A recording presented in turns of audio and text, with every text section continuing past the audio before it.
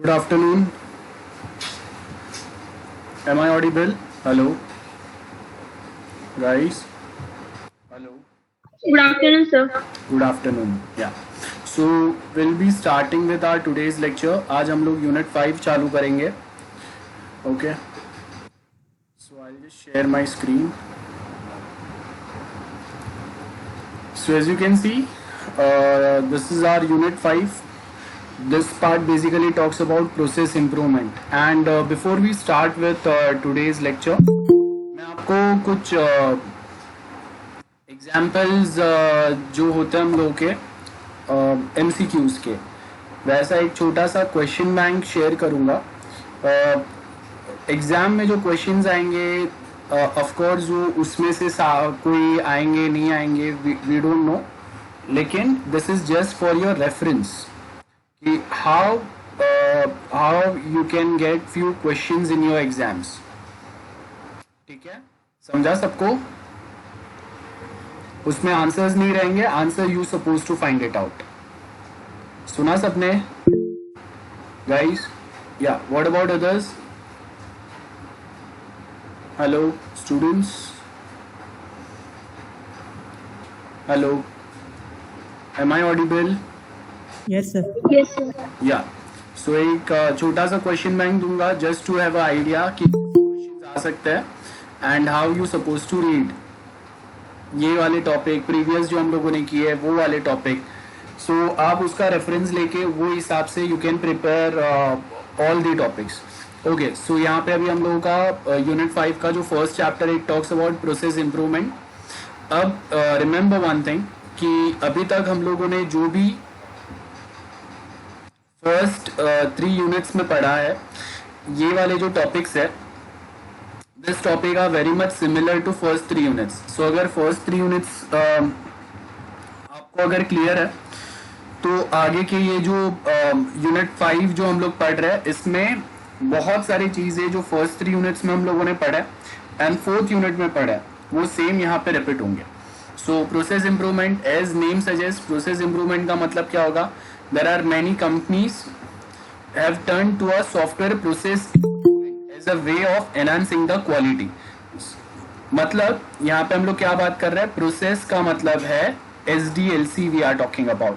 तो आप एक SDLC साइकिल जितना प्रॉपर इंप्रूव करते जाएंगे, जैसे अगर मैंने 10 सिमिलर टाइप के प्रोजेक्ट अगर बनाया है तो फर्स्ट प्रोजेक्ट बनाने के टाइम पे मैंने जो मिस्टेक्स किए थे या जो अप्रोच मैंने फॉलो किया था एंड बाद में मुझे पता चला कि नहीं ये अप्रोच से सेकेंड कोई अप्रोच या सेकेंड कोई SDLC बेटर होगा, तो वो हिसाब से हम लोग यहाँ पे क्या करते हैं कि पास्ट एक्सपीरियंस जो भी हम लोग के उसके हिसाब से फ्यूचर के जो भी हम लोग प्रोजेक्ट बनाएंगे और वो प्रोजेक्ट्स बनाने के लिए जो प्रोसेस हम लोग फॉलो करेंगे उसको कंटिन्यूअस हम लोग इम्प्रूव करते जाएंगे.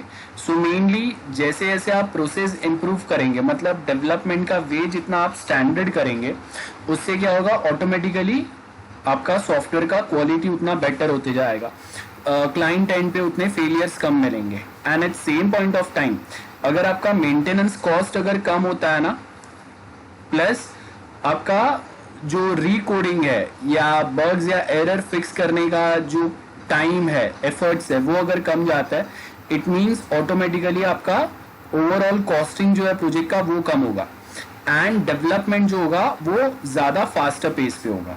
सो यही हम लोग बेसिकली बात करने वाले.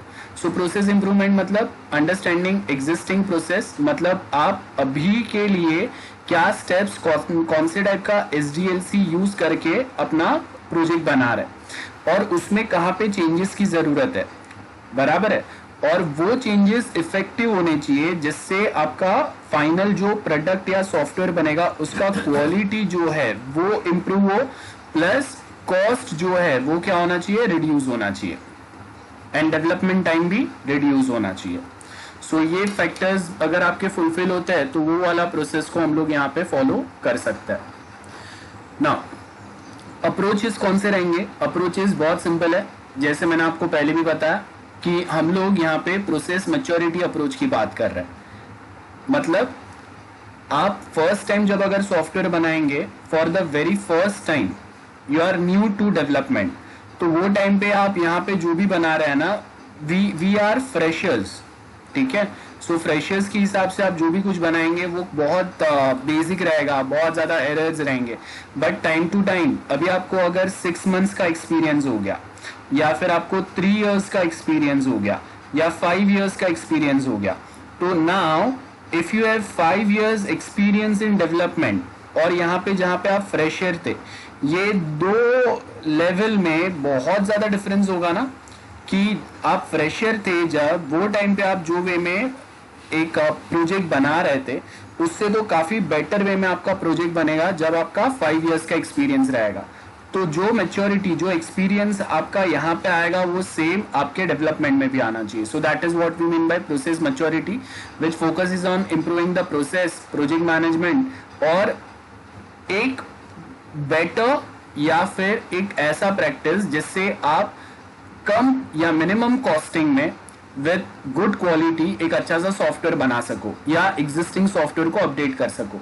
ऐसे प्रैक्टिसेस, ऐसा SDLC अप्रोच या ऐसा स्टैंडर्ड हम लोगों को फॉलो करना है। That's what we are talking here. The level of maturity reflects the extent to which good technical and management practice has been adopted. Now agile is the best approach, बराबर है, it's a dynamic one. तो आपके project के हिसाब से, software के हिसाब से आप खुद का ही जो SDLC होता है उसमें आप चेंजेस कर सकते हैं। तो that is what return here. Agile approach focuses on iterative development.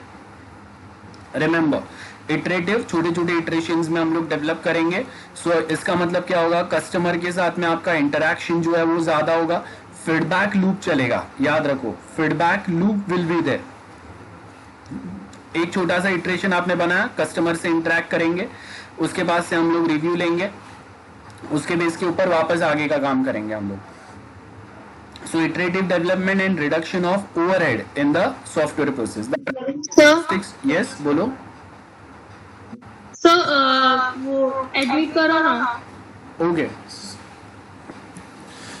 So basically हम लोग यहाँ पे क्या बात कर रहे हैं, that we have this agile process. Agile process के अंदर आपका एडवांटेज क्या रहेगा, it's going to be an iterative development, reduction of overhead होगा।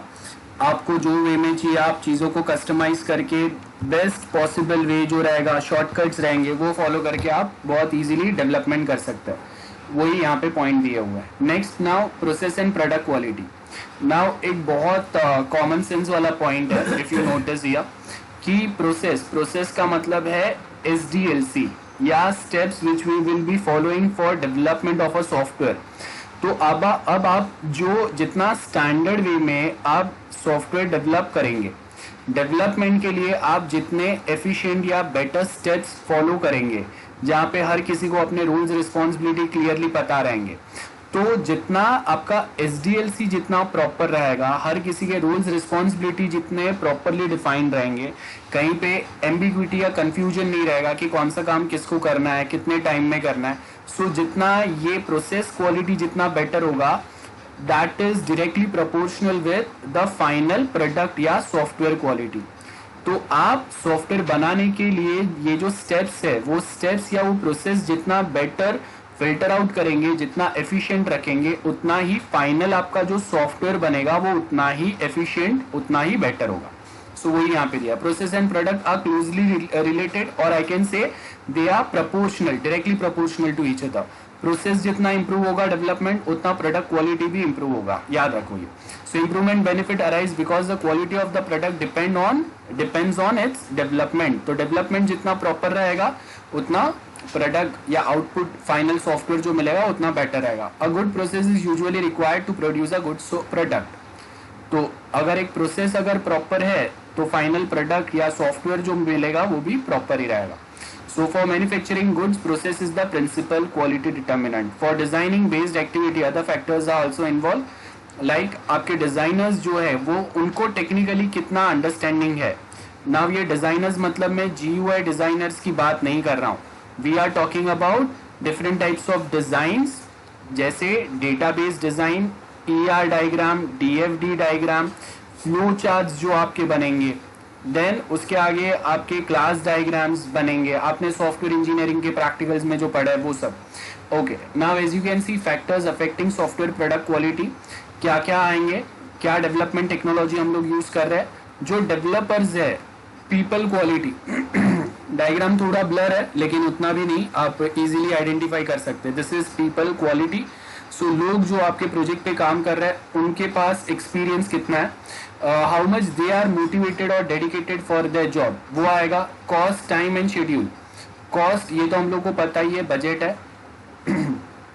टाइम का मतलब है मेरे पास 6 मंथ्स है या 1 ईयर है to complete a project. And schedule का मतलब है वीकली शेड्यूल्स रहेंगे आपके, डेली शेड्यूल्स रहेंगे आपके, या मंथली शेड्यूल्स रहेंगे, क्योंकि ये मंथ में हम लोग को इतना काम करना है, ये मंथ में इतना काम करना है, और उसके बेस के ऊपर हम लोग एक कोई SDLC डिफाइन करेंगे। This might be agile one, ठीक है। सो कस्टमाइजेशन, प्रोसेस मैच्योरिटी बहुत इंपॉर्टेंट है। So quality factor for a large project with, अब देखो एक बहुत कॉमन सेंस वाला पॉइंट है यहाँ पे कि आप छोटे प्रोजेक्ट के ऊपर तो बहुत ज़्यादा टेस्टिंग कर सकते हैं और उसको और बेटर बनाने का ट्राई कर सकते हैं, लेकिन अगर हम लोग के पास SAP टाइप का कोई सॉफ्टवेयर है जिसको बनाने में ही 2-3 साल लग जाता है, it takes 2-3 years just to develop such software और इवन मोर समटाइम्स, तो वो नॉट एक्सपेक्ट कि आपका जो भी प्रोजेक्ट रहेगा वो एकदम एक्सीलेंट बनेगा। वो टाइम पे हम लोगों का मेन फोकस जो होता है, मेन फोकस रहेगा कि एक एवरेज कैपेबिलिटी या एक एवरेज लेवल का क्वालिटी जो है वो आना चाहिए। सो प्रोजेक्ट का साइज जैसे बढ़ते जाएगा वैसे हम लोग यहाँ पे एवरेज कैपेबिलिटी सॉफ्टवेयर का मेंटेन होना चाहिए, उसके ऊपर फोकस करेंगे during the development part. So development process determines product quality, तो यहाँ पे हम लोग एक्सीलेंट, एक भी बग नहीं होना चाहिए, ऐसे कुछ फैक्टर्स पे बात नहीं करेंगे, बिकॉज सॉफ्टवेयर का साइज आपका जितना बढ़ते जाएगा उसमें आपको उतने ही ज़्यादा बग्स या डिफेक्ट्स या एरर्स मिलेंगे। तो वो टाइम पे एक एवरेज क्वालिटी अगर मेंटेन हो पाता है, that's it, that is better for us. For small project developer is the main determinant. तो छोटे छोटे प्रोजेक्ट्स में डेवलपर जितना मेहनत करेंगे, पेयर प्रोग्रामिंग अप्लाई करेंगे, टेस्टिंग वो अपने साइड से इजीली अप्लाई कर सकते हैं। तो इसके साथ में अगर आप देखेंगे तो यहाँ पे हम लोग बोल सकते हैं कि एवरेज से ज़्यादा एक्सपेक्टेशन हम लोग यहाँ पे रख सकते हैं, क्योंकि छोटा सा प्रोजेक्ट है, डेवलपमेंट भी कम है, आपके पास इनफ डेवलपर्स भी है। लेकिन अगर बड़ा प्रोजेक्ट है तो वो टाइम पे एक एवरेज पकड़ के चलो, उससे ज़्यादा एक्सपेक्ट मत करो, क्योंकि उससे ज़्यादा होता भी नहीं है। The development technology is particularly significant for small projects, याद रखो, बराबर है। लेकिन बड़े प्रोजेक्ट्स जब होंगे तो उसके एक एक मॉड्यूल्स जो होता है ना, वही 6-6 महीना लगता है, और उसी में आपके कभी कभी 20-50 डेवलपर्स काम करते रहते हैं, तो हर कोई उसके छोटे छोटे पार्ट जो है वो अपने वे में डेवलप करता है।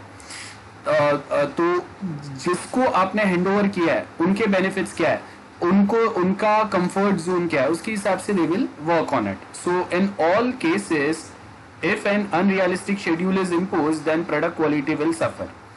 Unrealistic मतलब some project might be going, some project which is it's going to take like 1 year's time, ठीक है, और आप बोल के आए हो 6 महीने में हम लोग बना के देंगे। सो this is something which is unrealistic, क्योंकि 50% कम टाइम, इतने में एक बहुत बड़ा प्रोजेक्ट बनाना वो पॉसिबल ही नहीं है। तो वो भी बहुत ज़्यादा क्वालिटी पे अफेक्ट करता है कि आपने बहुत एक्सपेक्टेड टाइम से भी कम टाइम में कुछ चीज़ बनाने का ट्राई किया, तो अब आपका मेन एम क्या रहेगा, डेवलपर्स का मेन एम क्या रहेगा कि टाइम पे चीज़ों को बना के दे दो, चाहे वो अच्छे से ढंग से चल रहा है नहीं चल रहा है, और बाद में जो जो प्रॉब्लम्स आएंगे वो सबको हम लोग करेंगे, then will solve those problem during the maintenance time. So उसमें क्या होगा, आपका मेंटेनेंस का जो एफर्ट्स है, जो टाइम है, वो बहुत ज़्यादा बढ़ जाएगा। एक स्टेटमेंट हम लोग याद रखते हैं, ध्यान से आप भी एग्जाम के लिए याद रखना, मतलब अभी नेक्स्ट ईयर के लिए भी एग्जाम, मतलब ऐसा नहीं है कि MCQs ही आएंगे, उसके लिए मैं बोल रहा हूँ, बट ये सब्जेक्ट SPM SQA जो आएगा आपको सेम 6 में, वो सबके लिए याद रखना है कि $1 invested on development equal to $2 we need to invest on maintenance. तो आप जितना ज़्यादा डेवलपमेंट करेंगे, मेंटेनेंस का आपका कॉस्ट उतना ही बढ़ जाएगा। तो अगर $1 आपने डेवलपमेंट पे इन्वेस्ट किया है तो उसके सामने $2 आपको इन्वेस्ट करना पड़ेगा, किसके ऊपर, मेंटेनेंस पे। तो बेटर है कि आप मेंटेनेंस का अगर आपको कॉस्टिंग अगर लिमिट में रखना है तो डेवलपमेंट को भी आप टू द पॉइंट जो फंक्शन क्लाइंट को रिक्वायर्ड है या जो उसको हेल्पफुल होंगे एज पर हिज प्रोजेक्ट वही सिर्फ आप बनाएंगे, जो उसको काम के नहीं रहेंगे अगर आपको लगता है उसको आप हटा दो। सो क्वालिटी फैक्टर्स हो गया। प्रोसेस इंप्रूवमेंट में क्या बोला है, there is no such thing as ideal और स्टैंडर्ड सॉफ्टवेयर, ऐसा कुछ नहीं होता। हम लोग अपने हिसाब से अपने एक्सपीरियंस के बेस के ऊपर अपने खुद के स्टैंडर्ड्स बनाते हैं। हर कंपनी, आप जब इंडस्ट्री में अगर जाएंगे तो हर कंपनी के अपने अलग स्टैंडर्ड्स होते हैं, अपना अलग वे ऑफ वर्किंग होता है। जैसे आप मैथ्स का अगर सम देखते हैं तो एक ही सम को 10 लोग अलग अलग वे में सॉल्व कर सकते हैं। अब किसी को कोई एक वे प्रॉपर लगता है, दूसरे को कोई दूसरा वे प्रॉपर लगता है। Same thing goes on here as well.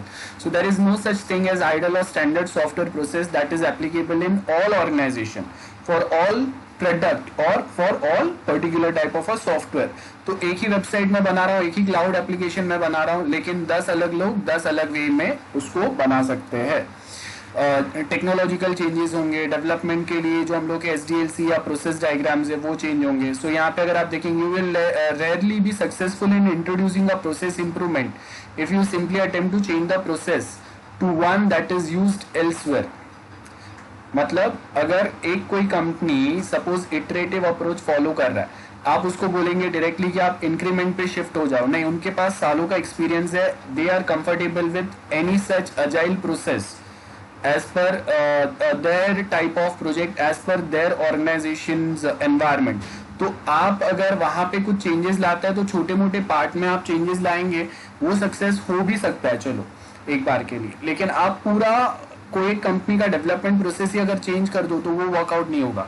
जैसे आप देखो कि कॉलेज का एग्जाम्पल लेते हैं हम लोग, तो दालमिया कॉलेज जो वे में वर्क करता है, जो वे में एग्जाम कंडक्ट करता है आज के टाइम पे, या जो ऑनलाइन लेक्चर्स वो कंडक्ट करता है, it is very different compare to some other college.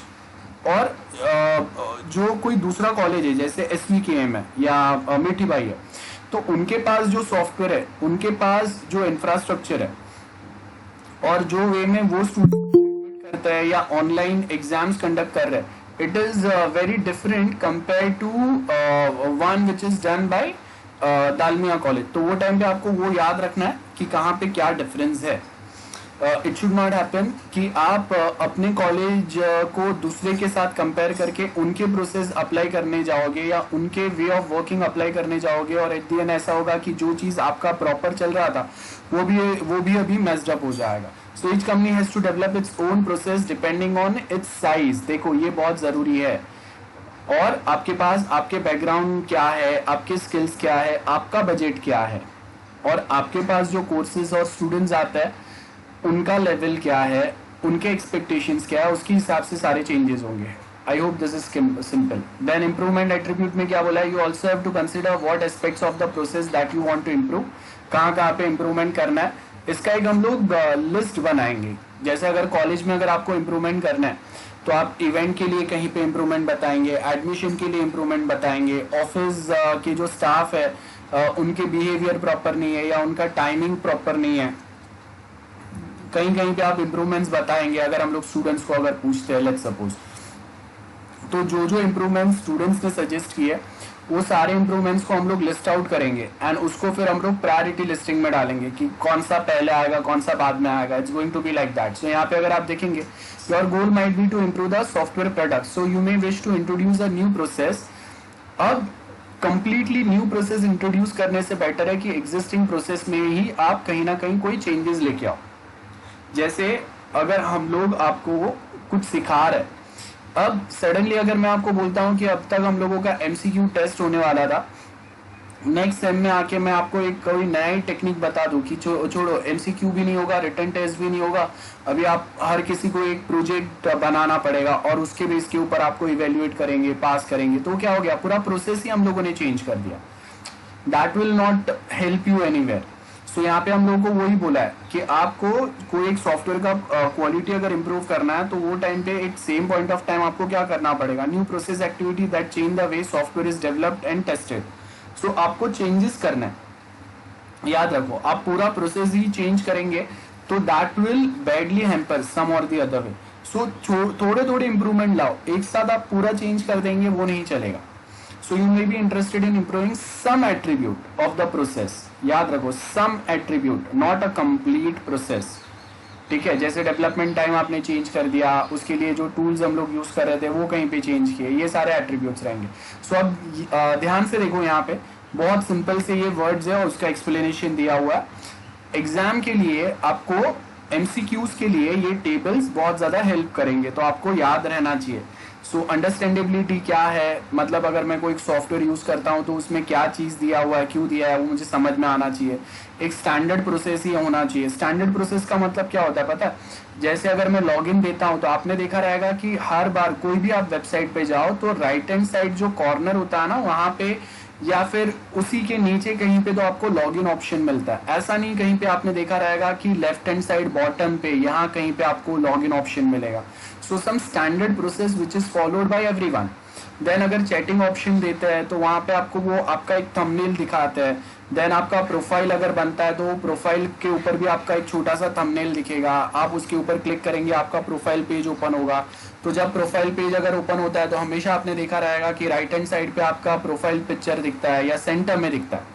ऐसा नहीं होगा कि प्रोफाइल पिक्चर आपको राइट हैंड साइड कॉर्नर पे या लेफ्ट हैंड साइड कॉर्नर पे कहीं पे दिखता है. सो एक स्टैंडर्ड प्रोसेस होता है हमेशा, वो आपको फॉलो करना है. विजिबिलिटी, हर एक चीज ऐसे रखो कि वो इजीली विजिबल हो. ऑप्शंस आप क्या प्रोवाइड कर रहे हैं, क्या फंक्शंस आप प्रोवाइड कर रहे हैं अपने क्लाइंट को, विजिबिलिटी क्लियर होना चाहिए. मतलब एक ही विंडो पे आप सारी चीज प्रोवाइड करो. ऐसा नहीं होना चाहिए कि यहाँ पे जाऊंगा, फिर ये पेज पे ये लिंक पे जाके कोई दूसरा लिंक ओपन होगा, वहां पे कोई तीसरा लिंक ओपन होगा.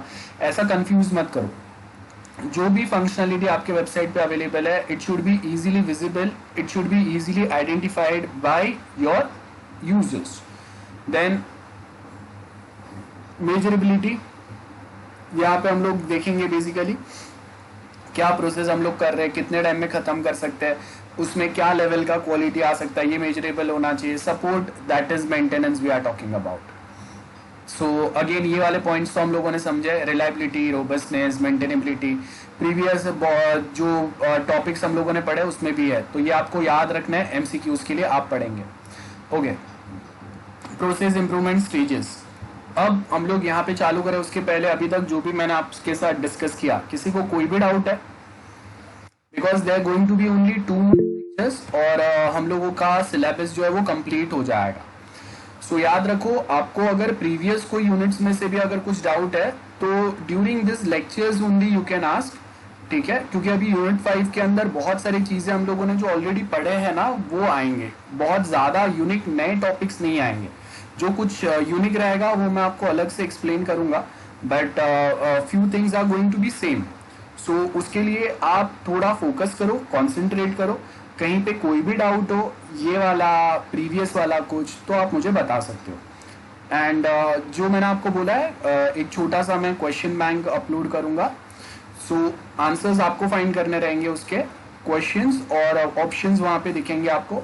You will go and find it out. ठीक है, वैसे टाइप के क्वेश्चंस एग्जाम में आ सकते हैं, वो सेम नहीं आएंगे. ठीक है, एक आध दो उसमें से आ जाएंगे बट वो सेम नहीं आएंगे.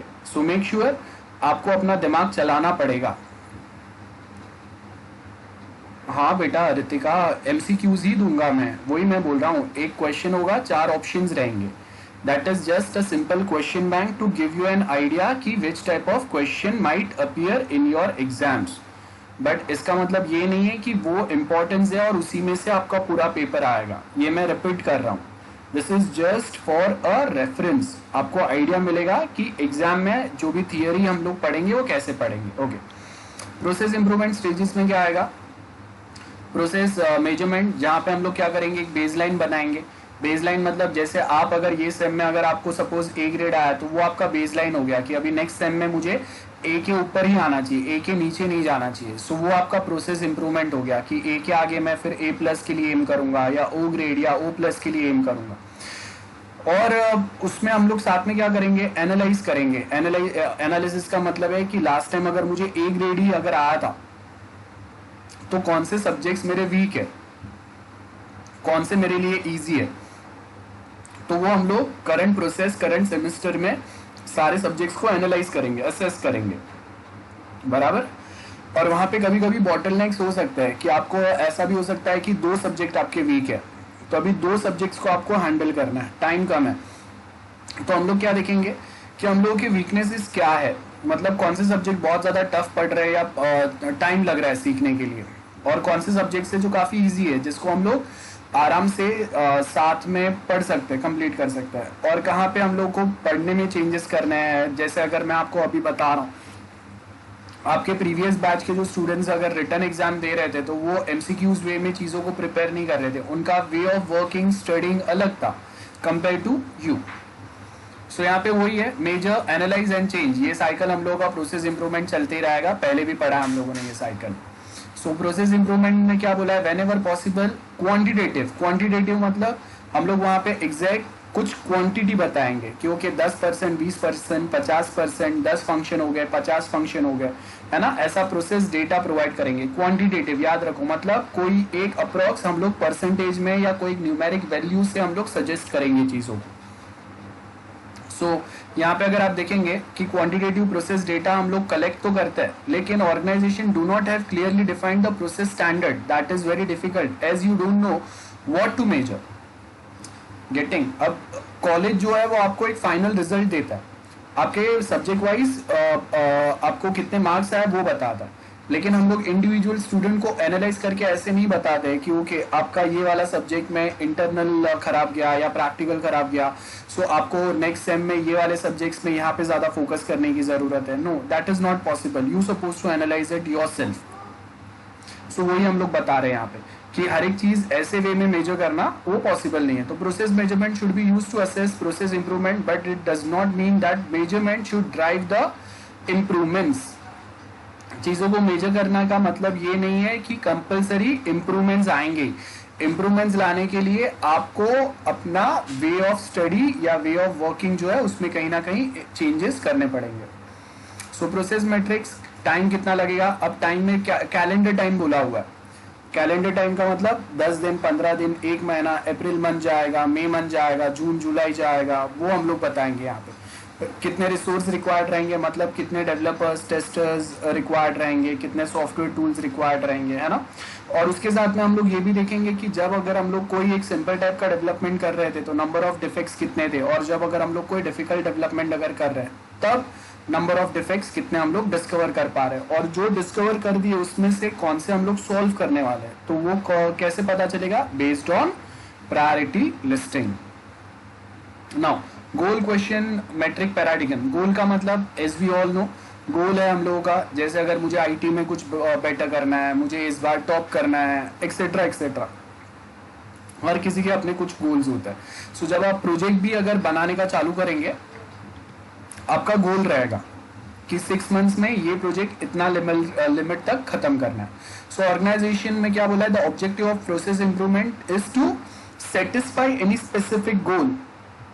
अब वो जो गोल है, it might be to improve the quality, और it might be to complete one very large project within a given time frame और within a restricted time, कोई भी गोल हो सकता है। उसके लिए हम लोग क्या करेंगे, सर्टेन क्वेश्चंस जो है वो हम लोग वहां पे रखेंगे based on our past knowledge, क्योंकि अगर मुझे बहुत बड़ा कोई प्रोजेक्ट है जिसको सपोज 8 मंथ्स लगने वाले और मुझे उसको 6 मंथ्स में कंप्लीट करना है, 6 मंथ्स मतलब 2 महीना जल्दी खत्म करना है, तो वो टाइम पे कौन से टाइप के डेवलपर्स, टेस्टर्स आपको रिक्वायर्ड रहेंगे। लास्ट टाइम जब अगर हम लोगों ने ये सिमिलर टाइप का प्रोजेक्ट बनाया था तो कौन से टाइप के डेवलपर्स ज़्यादा हेल्पफुल थे, क्या डेवलपर्स के पास, कौन से टाइप के डेवलपर्स आपको ज़्यादा हेल्प कर सकते हैं, उनके पास प्रीवियस एक्सपीरियंस कौन सा होना चाहिए, ये सारे बेसिस पे हम लोग यहाँ पे फोकस करेंगे। सो वही है यहाँ पे, तो जो भी आंसर हम लोगों ने कलेक्ट किए उसके बेस के ऊपर हम लोग आइडेंटिफाई करने का ट्राई करेंगे कि कहाँ पे चेंजेस की ज़रूरत है, कहाँ इंप्रूवमेंट की ज़रूरत है, कहाँ पे एक्सपीरियंस डेवलपर्स आपको लाने पड़ेंगे, है ना, या फिर कहाँ पे आपको कोई चीज़ों को आउटसोर्स करना पड़ेगा, मतलब जो आप खुद से प्रॉपर बना नहीं पा रहे, आपके पास इनफ या क्वालिफाइड डेवलपर नहीं, एक विद प्रॉपर एक्सपीरियंस, तो वो चीज़ों को आप आउटसोर्स कर दो ना, ख़त्म कर दो, सो दैट आपको उसमें ज़्यादा मेहनत ना करना पड़े, ट्रायल एरर में टाइम वेस्ट ना हो। सो यहाँ पे अगर आप देखेंगे वही दिया है, the GQM paradigm is to used in process improvement. Of course इतना जो हम लोग मेहनत करेंगे तो उसके बेस के ऊपर क्या होगा, कहाँ पे प्रोसेस इंप्रूवमेंट की ज़रूरत है वो इंट्रोड्यूस करेंगे, then what information do we need to help identify and assess the improvement, कि जैसे अगर मैं जो डेवलपर्स है डिजाइनर्स है उनका इंटरव्यू लूंगा, उनसे पूछूंगा ना कि अभी आप जो वे में काम कर रहे हैं उसमें कहाँ पे आपको प्रॉब्लम आ रहा है, आप कुछ जो सॉफ्टवेयर टूल्स यूज कर रहे हैं या फ्रेमवर्क यूज कर रहे हैं वो आपको यूज करना डिफिकल्ट पड़ रहा है या उसका लाइब्रेरी प्रॉपर नहीं है, ये सारे क्वेश्चंस पूछेंगे, बराबर है। सो ये इससे क्या होगा, हम लोग इंफॉर्मेशन इंटरव्यू करने के साथ में हम लोग इंफॉर्मेशन गैदर करेंगे और वो इंफॉर्मेशन जो हम लोगों को मिलेगा उससे we can identify and assess where exactly improvements are required, और उसके बेस के ऊपर बस वही हम लोग प्रोसेस एंड प्रोडक्ट को मेजर करेंगे क्योंकि इंप्रूवमेंट के बाद में कितना हम लोग बेटर बना सकते हैं, क्वालिटी कितना बेटर हो सकता है, मेंटेनेंस का हम लोग के एफर्ट्स कितने कम हो सकते हैं, ये सारे पॉइंट्स आएंगे यहाँ पे। सो यहाँ पे अगर आप देखेंगे GQM पैराडिगम में आपको क्या बोला है, वी हैव मल्टीपल गोल्स, ये गोल्स के लिए हम लोगों ने बहुत सारे क्वेश्चंस जो है वो सेटअप किए और वो क्वेश्चंस हम लोगों ने जब अलग अलग लोगों से पूछे तो एक सेम क्वेश्चन के अलग अलग हम लोगों को आंसर मिले और वो आंसर को हम लोग मेजर करेंगे, बराबर है। और उसके जैसे अगर मैंने 10 स्टूडेंट्स का अगर इंटरव्यू लिया तो 10 के 10 जो स्टूडेंट्स हैं वो अलग अलग आंसर देंगे और उसके बेस के ऊपर अभी मैं यहाँ पे मेजर करूंगा क्योंकि कहाँ पे क्या चेंजेस या कहाँ पे क्या इम्प्रूवमेंट्स की हम लोगों को जरूरत होगी। I hope this is very clear to everyone. So process analysis, study the existing process, देखो यही सेम चीज चल रहा है अभी, existing process को स्टडी करेंगे, है ना।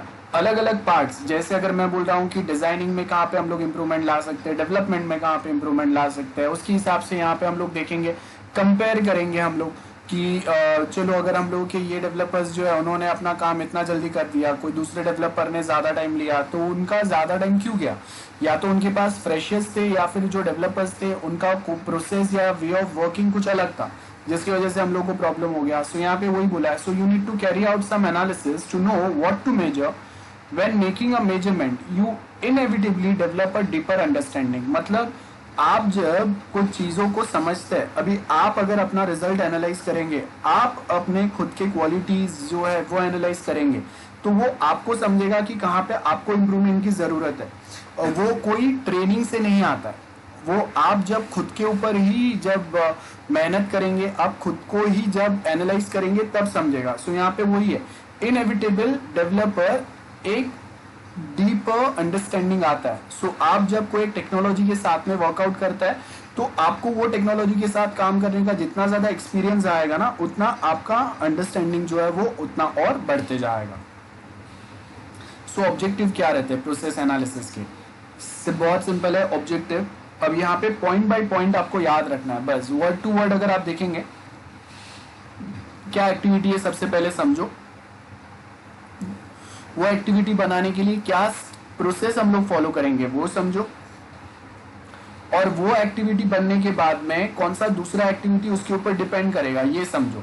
जैसे जब तक अगर मैं डेटाबेस नहीं बना देता तब तक मैं कोई यूजर को साइन अप नहीं दे सकता, लॉग इन नहीं दे सकता, है ना, या उसका प्रोफाइल में नहीं बना सकता, तो ये रिलेशन है। तो आपका डेटाबेस डिजाइन जितने एक्यूरेट रहेंगे, प्रॉपर रहेंगे, उतना आपका sign up, log in, user profile या और कोई ट्रांजेक्शन्स अगर करना है ना, वो ट्रांजेक्शन्स उतने स्मूथ चलेंगे। So to understand relation between the process and measurement that have been made, कि अलग अलग प्रोसेस के बीच में क्या रिलेशन है, कौन सा प्रोसेस अगर आपने प्रॉपर नहीं किया तो उसके आगे के प्रोसेस पे भी इसका असर होगा, ये भी आपको याद रखना। ओके, नाउ यहाँ पे आपको क्या बोला है, टू एनालाइज स्पेसिफिक प्रोसेस और processes that you are analysing to compare the process elsewhere.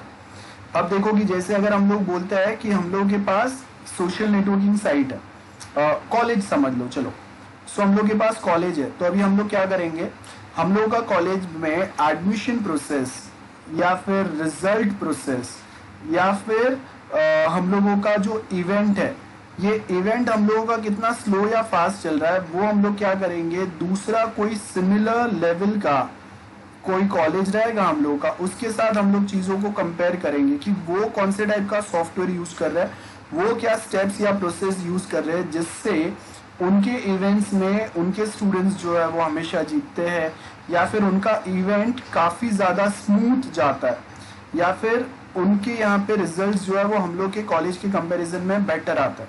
जैसे समझो कि टीवाई का रिजल्ट, हम लोगों का टीवाई का रिजल्ट 70% आया, दूसरा कोई कॉलेज है जिसका टीवाई का रिजल्ट 95% आया, तो हम लोग एनालाइज करेंगे कि ये कॉलेज जिसमें टीवाई का रिजल्ट 95% आया है उसके कंपैरिजन में हम लोगों का प्रोसेस कहाँ पे लैग हो रहा है, जिससे हम लोग का सिर्फ 70% रिजल्ट आया।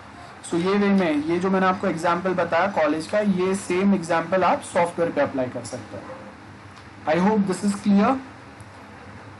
सो यहाँ पे अगर आप देखेंगे तो क्या बोला है, प्रोसेस एनालिसिस टेक्निक में क्या होगा, एक सबसे पहले तो हम लोगों का क्या प्रोसेस मॉडल है वो हम लोग देखेंगे, क्या एग्जिस्टिंग आपके मॉडल्स क्या है उसको देखो, और कहाँ पे आप उसके अंदर कुछ एक्सटेंशन कुछ एडिशन ला सकते हैं या कहाँ पे आप उसमें चेंजेस ला सकते हैं वो देखेंगे। देन उसके बाद अगर आप देखेंगे नेक्स्ट आपको क्या बोला है, we have questionnaire and interview.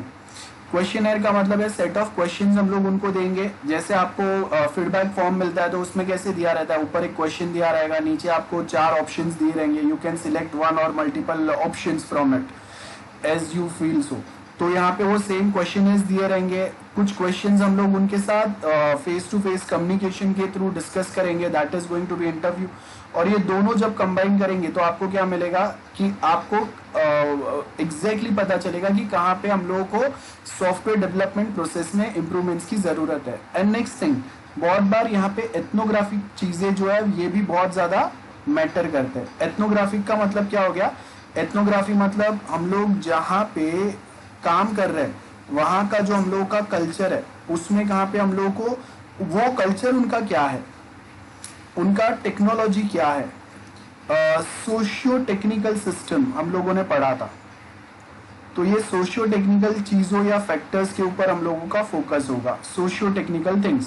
सो यहाँ पे अगर आप देखेंगे कि जो सोसाइटी में हम लोग ये सॉफ्टवेयर ऐड करने वाले हैं उनका पास्ट एक्सपीरियंस नॉलेज, उनके पास क्या लेवल के टूल्स या टेक्निक अवेलेबल है, उनका प्रोसेस नॉलेज क्या बता रहा है ना, वो इन डेप्थ एनालाइज करेंगे हम लोग, चीज़ों को फ्रेगमेंट करेंगे और उसके बेस के ऊपर हम लोग बहुत सारी चीज़ें कस्टमाइज करते हैं। याद रखो, स्टेट टू स्टेट और कंट्री टू कंट्री चीज़ें कस्टमाइज होते हैं। एक सेम सॉफ्टवेयर आप जब अलग कोई कंट्री में यूज करेंगे जिनका कल्चर अलग है, जिनका सोशियो टेक्निकल एस्पेक्ट अलग है, तो उनके हिसाब से चीजें क्या होंगे, यहाँ पे कस्टमाइज होंगे। Remember this. I hope this is clear to everyone. Clear है सबको? Anyone, any doubts? जल्दी बताओ, किसी को कोई डाउट है? No sir. Okay, so next अगर आप देखेंगे यहाँ पे अगेन देखो, ये आपको अगेन एमसीक्यूज में हेल्प करेगा, एस्पेक्ट्स ऑफ प्रोसेस एनालिसिस। अब यहाँ पे आपको क्या दिया है, वर्ड्स पे अगर आप फोकस करेंगे ना तो आपको बहुत सिंपल वे में चीजें समझ में आ जाएंगे। सबसे पहले तो अडॉप्ट, मतलब कोई दूसरे कंपनी का, कोई दूसरे डेवलपर्स के जो बेस्ट प्रोसेसेस या टेक्निक रहेंगे, अडॉप्ट इट, उसके हिसाब से उनके टेक्निक्स या उनके वे ऑफ वर्किंग को अडॉप्ट करके अपना जो एग्जिस्टिंग प्रोसेस है, सॉफ्टवेयर डेवलपमेंट प्रोसेस, इसको स्टैंडर्डाइज करो, उसके गाइडलाइंस बना दो कि अब के आगे अगर कभी भी कोई भी कॉलेज के सॉफ्टवेयर या वेबसाइट्स अगर बनाएंगे, so this are the steps या points we suppose to follow. Getting? So यहाँ पे अगर आप देखेंगे, we have this software engineering practices, बराबर है। तो सॉफ्टवेयर इंजीनियरिंग प्रैक्टिस का मतलब क्या है कि आप अभी तक क्या डेवलपमेंट स्टेप्स फॉलो कर रहे थे, आगे आप उसमें कहाँ पे चेंजेस कर सकते हैं। So as you can see, a good software engineering practice that are not included, why are not they included till now, वो भी आपको देखना है कि अगर आपके पास कोई बेटर सॉफ्टवेयर या रेडीमेड टूल्स अगर अवेलेबल थे जो आपका काम और सिंपल कर सकते हैं, तो अभी तक हम लोग वो क्यों यूज नहीं कर रहे थे। और अभी अगर हम लोग को पता चला, we can switch to those technologies या लैंग्वेजेस। जैसे अभी तक मेरे जो भी डेवलपमेंट्स चल रहे थे वो सपोज जावा पे चल रहे थे, but now I found Python is better compared to Java, then I'll switch myself to that specific technology. Organizational constraints रहेंगे, so यहाँ पे क्या बोला है, what are the organizational constraints that affect the process and design the way that the process is performed. For example, if the process involves dealing with classified material, there may be an activity कि जहाँ पे हम लोग क्या करेंगे, चीज़ों को classify करेंगे, like they're going to be a different requirement, a different way of explaining the things to IT students, to BMM students, to BMS students, to BCom students. तो ये हर किसी के अपने एक्सपेक्टेशंस अलग रहेंगे, उनका नॉलेज अलग रहेगा, उनके एक्सपर्टीज अलग रहेंगे, है ना, उनके रिक्वायरमेंट्स अलग रहेंगे, उनका खुद का जो एनालिसिस रहेगा वो अलग रहेगा। तो आपको सबसे पहले तो चीज़ों को क्लासिफाई करना है कि आपके पास जो डिजाइनर्स है उनके रिक्वायरमेंट्स क्या है, डेवलपर्स है उनके रिक्वायरमेंट्स या उनके प्रॉब्लम्स क्या है, टेस्टर्स के क्या है, रिक्वायरमेंट गैदरिंग लोगों के क्या है, या फिर जो लोग क्लाइंट के पास सॉफ्टवेयर डिप्लॉय करने जा रहे हैं उनको ट्रेनिंग प्रोवाइड कर रहे हैं उनके फीडबैक क्या है। ये सारे एस्पेक्ट्स पे आपको फोकस करना है। देन ये तो बहुत सिंपल है, कम्युनिकेशन होना चाहिए, इंट्रोस्पेक्शन होना चाहिए, खुद से एनालाइज करने की ट्राई करो कि आप कहाँ कहाँ पे क्या क्या चीज़ें खुद से इम्प्रूव कर सकते हैं, है ना, पास्ट एक्सपीरियंस के बेस के ऊपर लर्निंग होगा।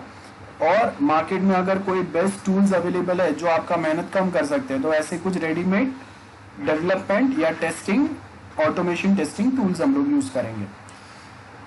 Okay, process model, as we know अभी तक हम लोग वही बात कर रहे हैं। तो प्रोसेस मॉडल का मतलब आपका development model, software development model. The process model are a good way of focusing attention on activities in the process and the information transfer between this activity. The process model do not have to be a formal or a complete. Their purpose is to provoke discussion rather than document the process in detail.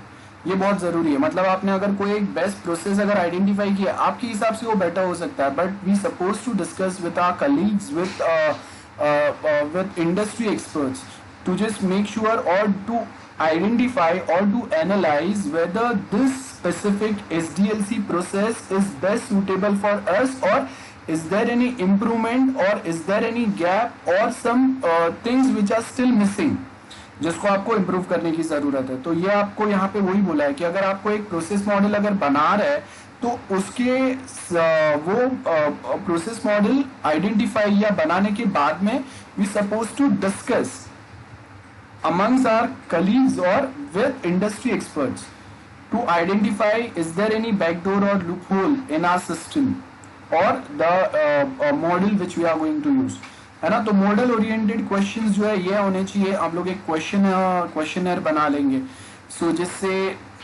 हम लोग ने क्या process exactly अभी follow करने वाला है उसका एक प्रेजेंटेशन हम लोग सबको बता देंगे, तो सबको पता चल जाएगा, सब एक कॉमन नॉलेज पे आ जाएंगे। और उसके बाद में जैसे अगर हम लोग कोई एक सॉफ्टवेयर बनाने वाले हैं तो उसके लिए कौन सा SDLC बेस्ट सूटेबल रहेगा और क्यों, और प्रीवियसली अगर हम लोग वो यूज नहीं कर रहे थे या प्रीवियसली जो स्टेप्स हम लोग फॉलो कर रहे थे कोई एक वेबसाइट बनाने के लिए, उससे हम लोगों ने जो स्टेप्स में चेंजेस किए, why we have added those changes in the development और डिजाइनिंग और testing process that we supposed to inform to everyone in form of, we can say, in terms of a simple presentation. So presentation देने का मतलब क्या होगा, everyone will come on the same ground, जिस जहाँ पे सबको same knowledge रहेगा, और then हम लोग वहाँ पे डिस्कशन लेके आएंगे, क्वेश्चन आंसर्स चलेंगे, सो जिससे कहाँ कहाँ पे इम्प्रूवमेंट्स आ सकते हैं वो हम लोगों को पता चलेगा। तो वो यहाँ पे दिया हुआ है। एक्सेप्शंस क्या रहेंगे, सॉफ्टवेयर प्रोसेस बहुत ज़्यादा कॉम्प्लेक्स होता है, so it's not at all easy कि खाली कोई सेवरल की पीपल जो है वो अगर प्रॉपरली काम नहीं कर पा रहे हैं या वो अगर प्रोजेक्ट अगर छोड़ के गए तो हम लोग पूरा प्रोसेस ही चेंज कर दे, ऐसा नहीं होगा।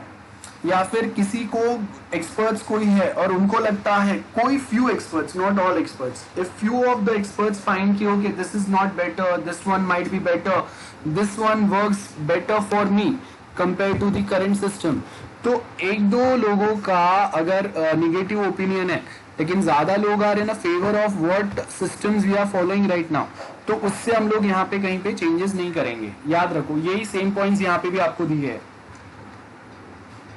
क्या बोला है यहाँ पे, as you can see several key people becoming ill just because a critical review.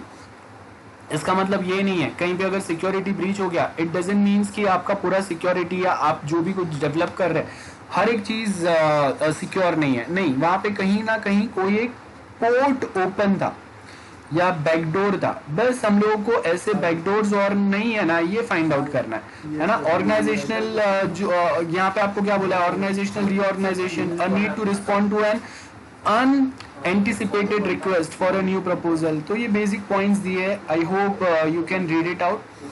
सो ये आपका एक पार्ट था प्रोसेस इंप्रूवमेंट का। ओके अब तक जो भी हम लोगों ने एक पार्ट कंप्लीट किया प्रोसेस इंप्रूवमेंट का। Anyone any doubt with respect to process improvement? बहुत सिंपल सा चैप्टर जो है, देखो ज़्यादा कोई कंफ्यूजिंग या डिफिकल्ट चीज़ें नहीं है। किसी को कोई भी डाउट है जल्दी बताओ। Anyone any doubts? से सुनो। No, sir. Okay, so will continue with the second part of process improvement. So यहाँ पे आपको अभी क्या बोला है, सेम पॉइंट्स आ रहे हैं। देखो अब मैं ज़्यादा इसमें फोकस नहीं कर रहा हूँ, प्रोसेस चेंजेस होंगे। सो कहाँ कहाँ पे मॉडिफिकेशन की ज़रूरत है एग्जिस्टिंग प्रोसेस को इम्प्रूव करने के लिए।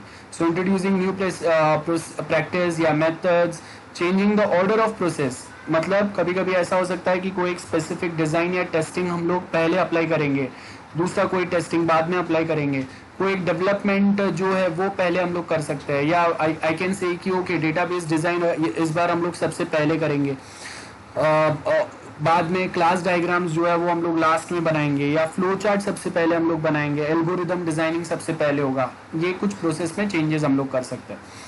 कोई एक चीज़ जो काम का नहीं है, फंक्शंस, वो हम लोग यहाँ पे रिमूव भी कर सकते हैं, रिमूविंग डिलीवरेबल, या फिर हम लोग कोई किसी के new roles and responsibility add कर सकते हैं। मतलब कोई अलग कोई डेवलपर को बुला सकते हैं, या एग्जिस्टिंग डेवलपर या टेस्टर्स जो है उनको कोई एक न्यू स्किल्स या टेक्नोलॉजी सिखा के उनके रोल्स रिस्पॉन्सिबिलिटी हम लोग चेंज कर सकते हैं। सो यहाँ पे अगर आप देखेंगे आपको सेम चीज़ दिया हुआ है, आइडेंटिफाई कहाँ कहाँ पे इम्प्रूवमेंट की ज़रूरत है, एग्जिस्टिंग आपका प्रोसेस मॉडल क्या है वो देखो, देन आपने अभी ये जो जो पॉइंट्स आपने यहाँ पे आइडेंटिफाई किए हुए हैं वो सारी चीज़ों को आप क्या करेंगे, प्रायोरिटाइज करेंगे। बराबर है ना? सबसे पहले हम लोगों ने यहाँ पे क्या किया, आइडेंटिफाई द इम्प्रूवमेंट्स जहाँ जहाँ पे ज़रूरी है, एग्जिस्टिंग प्रोसेस देखो। अब जो जो इम्प्रूवमेंट्स आपने आइडेंटिफाई किए उसको हम लोग क्या करेंगे, प्रायोरिटी लिस्ट में डालेंगे 1 to 10 के स्केल पे। 10 मतलब हाईएस्ट प्रायोरिटी, 1 मतलब लोएस्ट प्रायोरिटी। तो उसके हिसाब से हम लोग को पता चलेगा कहाँ कहाँ पे चेंजेस की ज़रूरत है। अब हम लोग अपने डेवलपमेंट प्रोसेस में चेंज कर रहे हैं, टेक्नोलॉजिकल चेंज कर रहे हैं हम लोग, तो उसके हिसाब से जो जो हम लोगों के एम्प्लॉयज़ है जिनका वे ऑफ वर्किंग में चेंज होने वाला है, या उनको कोई न्यू टेक्नोलॉजी सीखना पड़ेगा, उनको हम लोग ट्रेनिंग प्रोवाइड करेंगे, है ना? तो मतलब ये ट्रेनिंग प्लान करेंगे कि हम लोग 1 वीक का या फिर 1 मंथ का हम लोग अलग से ट्रेनिंग देंगे। This is the plan. अब एक बार ये सब कुछ अगर डिसाइड हो गया, फिक्स हो गया, तो ये सेम चेंजेस जो है वो हम लोग अप्लाई करेंगे। उसके हिसाब से हम लोग अपने इंजीनियर्स, डेवलपर्स, डिजाइनर्स को ट्रेन करेंगे। ट्रेनिंग होने के बाद में ये जो हम लोगों ने चेंजेस अप्लाई किए हैं उसका हम लोग फीडबैक लेंगे कि प्रीवियस आप जो काम कर रहे थे उसके बाद अभी हम लोगों ने टेक्नोलॉजिकल चेंजेस किए, आपको हम लोगों ने जो नया ट्रेनिंग दिला उसके बेस के ऊपर अभी आपको क्या लगता है, फीडबैक लेंगे। और वो फीडबैक के बेस के ऊपर हम लोगों को अगर लगता है कि हाँ अभी भी कहीं पे इम्प्रूवमेंट की ज़रूरत है, then will be revising our process model again and same steps वापस फॉलो होंगे। So I hope this diagram is very simple and clear to everyone. So जो भी हम लोगों ने बात किया प्रीवियस ये डायग्राम में वो सेम यहाँ पे एक्सप्लेनेशन दिया हुआ है, you can read it out. Now what are the problems when we talk about the change in the existing process. बराबर है, यहाँ पे देखो ये आपके प्रॉब्लम्स है, process change problems. Resistance to change मतलब कभी कभी क्या होता है कि आपके जो एम्प्लॉयज है they are working with some or the old technology from years and years, and now they are very much comfortable with that old technology itself. They are not ready for any new technological change or any new training programs, because उनको पता है कि training programme का मतलब है कि वापस test होगा, वापस ट्रेनिंग चलेगा, कोर्स होगा, सर्टिफिकेशन लेना पड़ेगा, एंड आफ्टर दैट जो चीज़ वो अभी कर रहा है वही सेम चीज़ उनको न्यू टेक्नोलॉजिकल वे में करना पड़ेगा। So they need to learn everything now in a something different manner from the scratch, and sometimes they resist for such changes.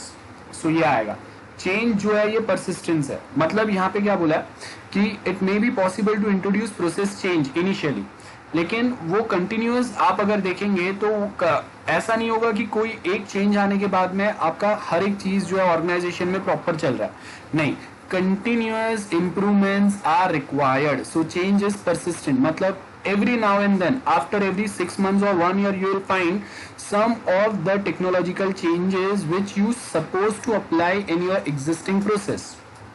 तो ये कंटिन्यूस चलेगा। ऐसा नहीं है कि एक बार आपने चेंज किया तो अभी 5-10 साल आपको कोई चेंजेस की जरूरत नहीं पड़ेगी, नहीं।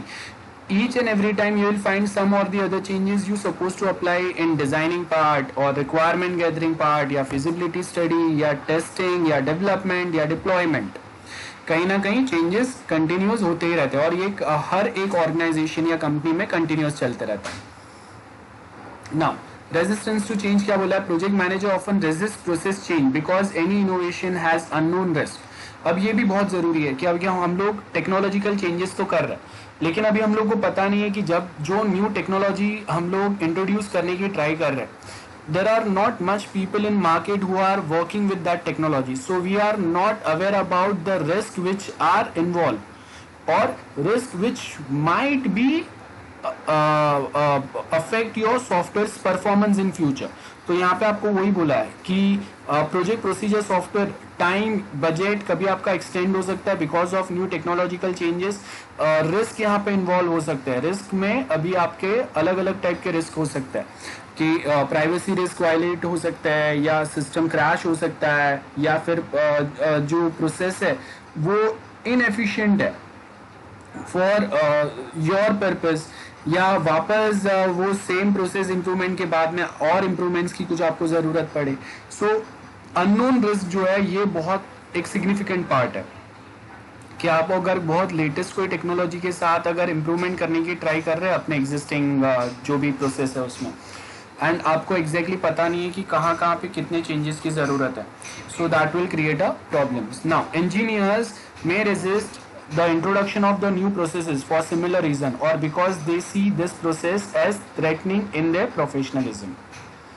क्यों? बिकॉज कहीं ना कहीं क्या हो रहा है कि एक न्यू प्रीडिफाइंड कुछ प्रोसेस अगर आप लेके आ रहे हैं, सो उनको या तो अब खुद को अपग्रेड करना पड़ेगा न्यू कोर्सेस फॉलो करके, या फिर उनका पोजीशन या उनका जो पोस्ट है वो कोई दूसरा ले लेगा, या कंपनी उनके जगह पे किसी दूसरे को हायर कर लेगा, या जो प्रमोशन इनको मिलना था वो उनके जगह पे किसी दूसरे को मिल गया जिसने कोई न्यू सर्टिफिकेशन कोर्सेज कर लिए, टेक्नोलॉजिकल एडवांसमेंट कर लिए।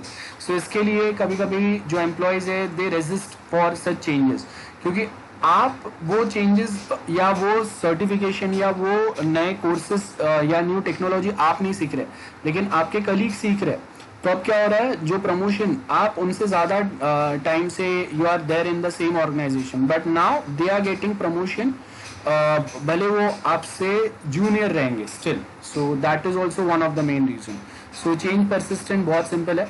The problem of change being introduce and then subsequent discard is a common one, कि कभी कभी आपने चेंजेस अप्लाई किए एंड देन यू फाइंड कि ओके नहीं, इससे बेटर तो हम लोगों का जो ओल्डर सिस्टम चल रहा था वही है, बिकॉज न्यू टेक्नोलॉजी या न्यू जो हम लोग चेंजेस लेके आए उसके बाद तो हम लोगों को ज़्यादा मेहनत करना पड़ रहा है या नंबर ऑफ एरर्स या बग ज़्यादा आ रहे हैं। तो अभी हम लोगों ने क्या किया, हम लोग वापस पुराना जो सिस्टम यूज़ कर रहे थे उस पर ही हम लोग वापस स्विच होंगे, है ना। एंड चेंज जो है वो इंस्टीट्यूशनलाइजेशन इज़ वेरी इंपॉर्टेंट। मतलब कोई एक डिपार्टमेंट पे, कोई एक स्पेसिफिक लोगों पे ही आप, इंडिविजुअल पे ही आप चेंजेस अप्लाई करो, उससे पूरा प्रोसेस में चेंज नहीं होगा। आपको ऑर्गेनाइजेशन या इंस्टीट्यूशन लेवल पे चेंजेस लाने पड़ेंगे। मतलब कंपनी अगर अपना पूरा स्टैंडर्ड प्रोसेस जो है उसी में अगर चेंजेस लेके आए तो उनके जो भी प्रोजेक्ट्स बनेंगे सब में वो सेम चेंजेस इनहेरिट होंगे और सारे एम्प्लॉयज को वो कंपलसरी फॉलो करना पड़ेगा, instead of just applying those changes या applying the way of development or a process on any one department or on any specific teams only। Now continuous maturity model बहुत simple है। अब याद रखो continuous maturity model जो है इसके ये 5 लेवल्स होते हैं। अब याद रखो यहाँ पे हम लोग स्पेसिफिकली एक कंपनी लेवल की बात कर रहे हैं। ये आपका स्टार्टअप कंपनी है, ध्यान से देखो, this is your startup company. यहाँ पे अभी आप स्टार्टअप से 1 साल का आपको एक्सपीरियंस हो गया, उसके बाद में अब आप मार्केट में थोड़े जाने पहचाने हो गए, नाउ पीपल नोज यू।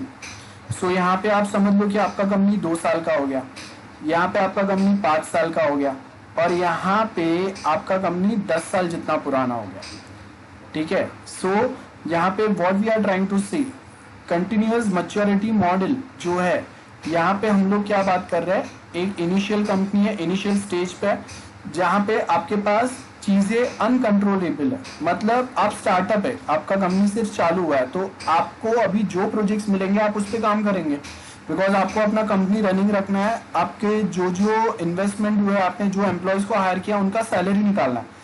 तो यहाँ पे आपको एक स्टैंडर्ड प्रोसेस फॉलो करेंगे, यही टाइप के हम लोग प्रोजेक्ट लेंगे, ये लेवल तक का क्वालिटी हम लोग को मेंटेन करना पड़ता है, ऐसा कुछ नहीं चलेगा, जो मिल रहा है बनाओ। और यहाँ पे प्रॉब्लम ये भी होगा कि आपके पास कोई पास्ट एक्सपीरियंस नहीं है ऐसे प्रोजेक्ट बनाने का। कभी कभी ऐसा होता है स्टार्टअप में, जब हम लोग होते हैं तो हर दूसरा प्रोजेक्ट आपको एक नया टाइप का आएगा, जिसके पास आपके पास कोई एक्सपीरियंस नहीं रहेगा। हर चीज़ के लिए आपको खुद से बहुत सारी चीज़ें ट्रायल एंड एरर करना पड़ेगा।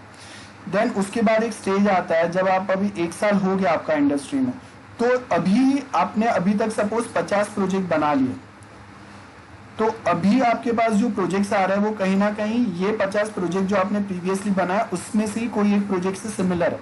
तो अभी आपका काम क्या हो रहा है, रिपीटेबल हो रहा है, मतलब अभी आपको हर एक चीज स्क्रैच से सीखना नहीं पड़ रहा।